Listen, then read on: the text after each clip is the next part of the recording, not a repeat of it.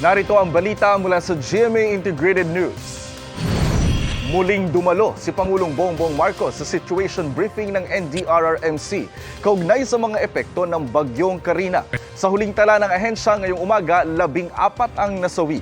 6 dyan ang for validation pa. Mahigit 1 milyon na ang apektadong tao. Sa update naman ng Pag-asa, bumaba na ang water level sa La Mesa Dam matapos itong umapaw kahapon. Mula naman sa 3, 1 gate na lang ng Ipo Dam ang bukas ngayon. Pagkatapos ng situation briefing, balak ng Pangulo na bisitahin ang mga apektadong lugar sa NCR. Magpapatuloy ang malakas na pag-ulan sa gitnang Luzon ngayong umaga. Nasa orange heavy rainfall warning ang Zambales at Bataan. Yellow heavy rainfall warning naman ang sa Tarlac at Pampanga. Inabisuhan ng mga residente sa mga nasabing lugar na maging alerto sa pagbaha.